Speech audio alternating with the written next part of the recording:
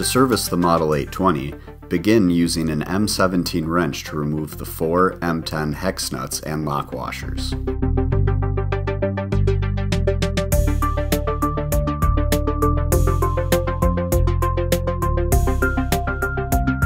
Supporting the discharge manifold with one hand, use a rubber hammer to tap the back side of the manifold.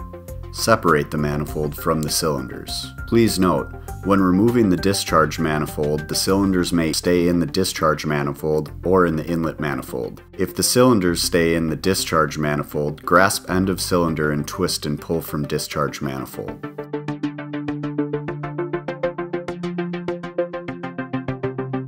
If cylinders stay in the inlet manifold, use a crescent wrench to turn the crankshaft so the cylinders will move away from the inlet manifold.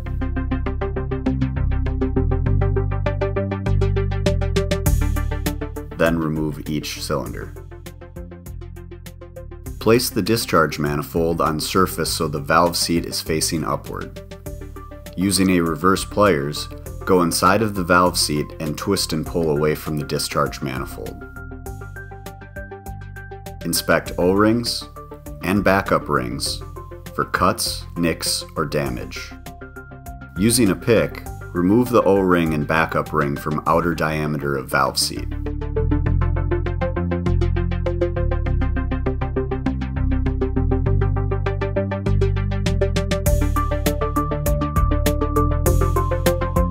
Inspect the tapered surface of the valve seat for wear, pitting, or damage. Inspect O-ring sealing surface for damage. Remove the valve. Inspect tapered surface of the valve for wear, pitting, or damage. Also inspect the other surface for any signs of damage. Next, remove the valve spring. Inspect the spring for proper tension, excessive wear, or any signs of damage. Remove the valve spring retainer. Inspect the valve spring retainer for excessive wear or damage. Also be sure to check the internal nylon guide for any damage. Inspect the internal surfaces in discharge manifold where the valve seat O-ring seals for excessive wear or damage. Inspect O-ring and backup ring for cuts, nicks, or damage. Using a pick, remove the O-ring and backup ring from one end of the cylinder.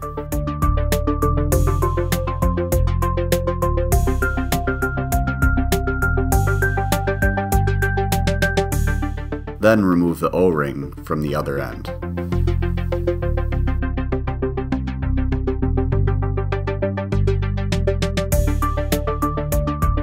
Inspect the O-ring grooves on each of the cylinder for excessive wear or damage. Also be sure to check the inside diameter of the cylinder where the cups ride to ensure that they are smooth and there is no scoring, excessive wear, or any other types of damage. To reassemble the discharge valve assemblies, place discharge manifold on a flat work surface with the manifold holes facing upward.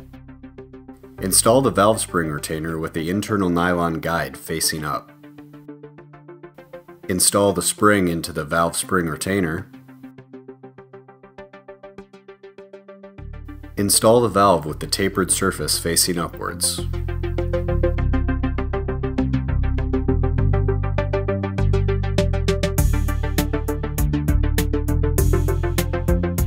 Install the backup ring, followed by the O-ring, into the groove of the valve seat.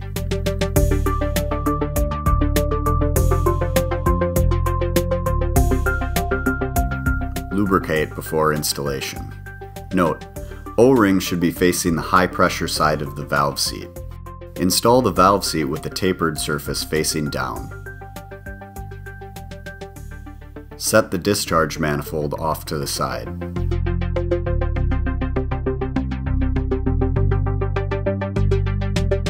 On the cylinder end that has the larger groove, place backup ring first and then the O-ring.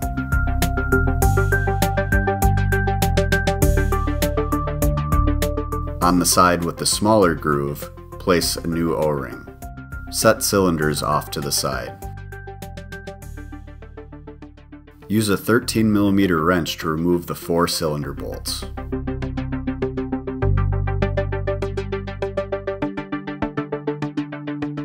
Turn the crankshaft to reposition the center piston rod to its furthest forward position.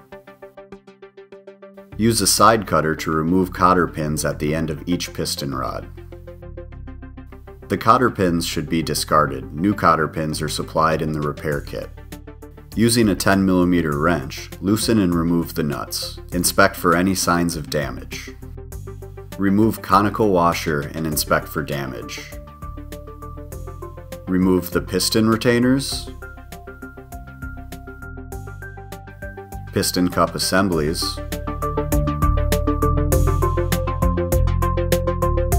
piston spacer, and inlet valve. Inspect the inlet valves for wear, pitting, grooves, or any other damage. The inlet valve can be used either side, so make sure that the side that fits next to the piston cup assembly is smooth. Inspect the piston spacer for excessive wear or damage. Inspect piston cup for wear, cracking, tearing, or separation from the piston. Inspect the piston for any signs of wear or pitting. Excessive cup wear will allow the piston to rub against the inner walls of the cylinders that could potentially damage the inside walls. Inspect the piston retainers for wear or damage.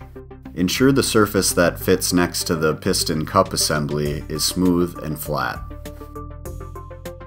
To remove the manifold, first remove the washers on the crankcase studs.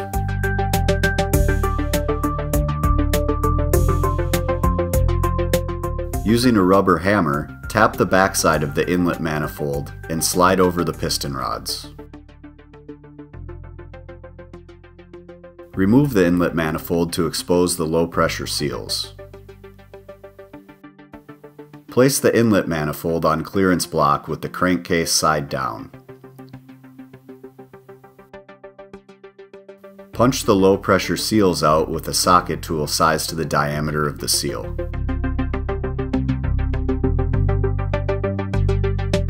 Inspect the cylinder sealing surfaces on the inlet manifold. Invert the inlet manifold with crankcase side up and inspect the low-pressure sealing surfaces.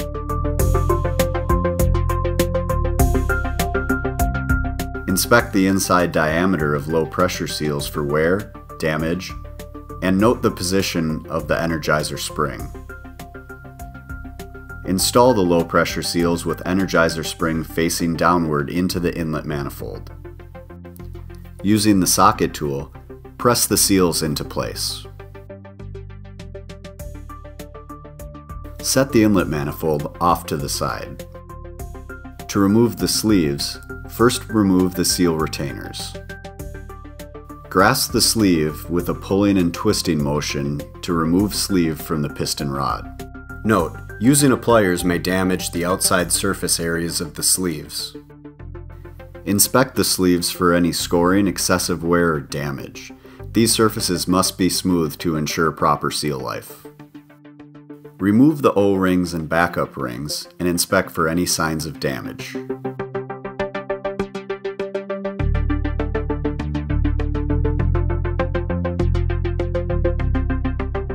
Using a pick, remove the second O-ring located in the groove of the piston rod and inspect for cuts, nicks, or damage.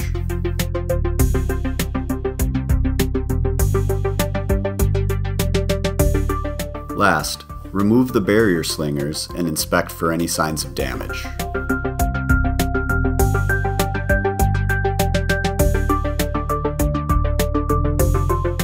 To reassemble, begin by installing the barrier slingers with the curved dish side facing away from the crankcase.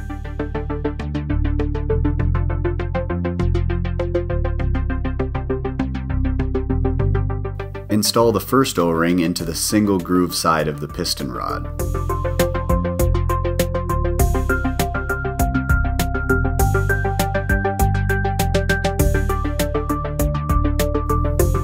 Install backup ring over the piston rod and position against the shoulder. Note, the backup ring does not go into the groove of the piston rod. Install the second O-ring against the backup ring. Exercise caution when sliding on O-rings over the threaded ends of the piston rods as it could cause damage. Prior to installing the sleeves, lubricate the O-rings and backup rings. Install the sleeves with the machine counterbore over the piston rod by carefully rotating and pushing the sleeve into place.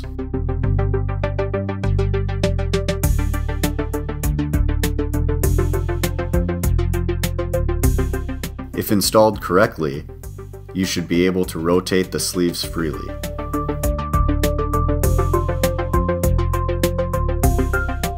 Next, install the seal retainers with the slot openings facing up and down and openings positioned closer to the inlet manifold.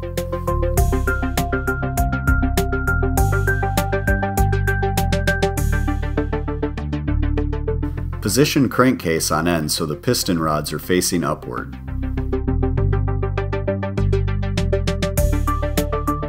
Carefully slide the inlet manifold over the piston rods and crankcase studs.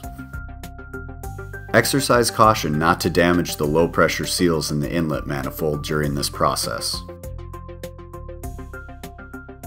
Install the 4 shim washers over the 4 crankcase studs.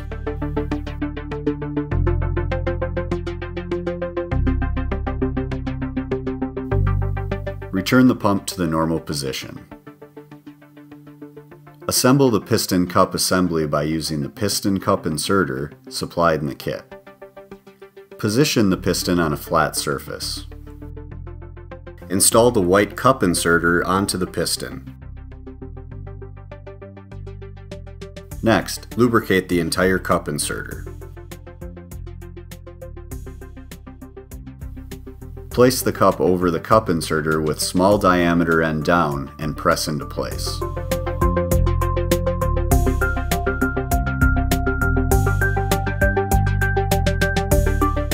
To complete the assembly process, squeeze the cup as you use the small tip of the screwdriver to tuck the edge of the cup under the edge of the piston.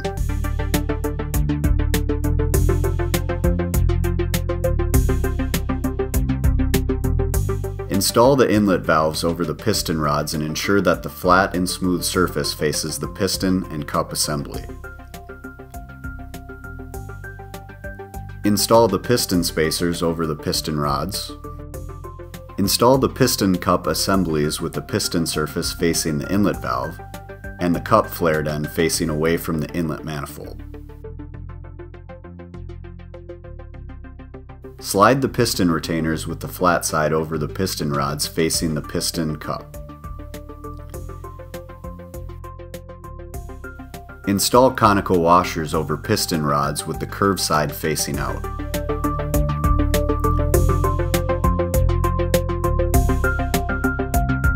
Hand thread on the hex nuts.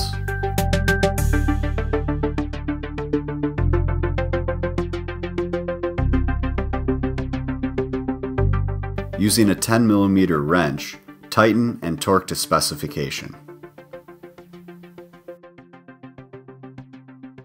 Ensure the small hole in the piston rod aligns with the small hole in the hex nut in order to put the cotter pin in.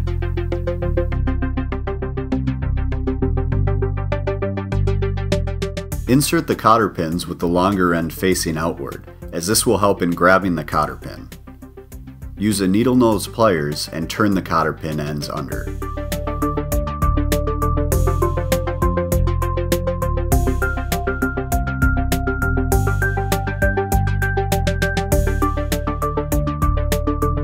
Hand thread on the 4 cylinder bolts.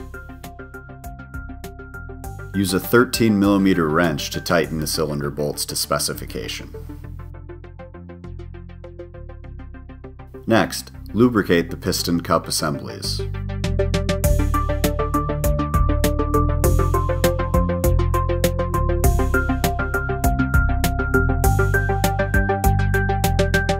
Also lubricate the O-rings and backup ring on both ends of the cylinder. Install each cylinder so the single O-ring end goes into the inlet manifold.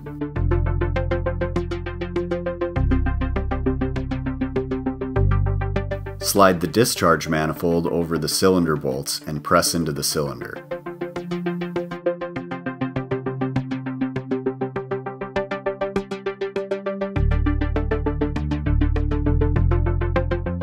Install the 4 lock washers and hand thread the 4 hex nuts into place. Use a 17mm wrench to tighten and torque to the specification. Last, ensure that there is no movement on the cylinder. To do this, use a crescent wrench to turn the crankshaft and look for any movement on the cylinder. If there is movement, shimming may be required. If shimming is required, please reference Tech Bulletin 17.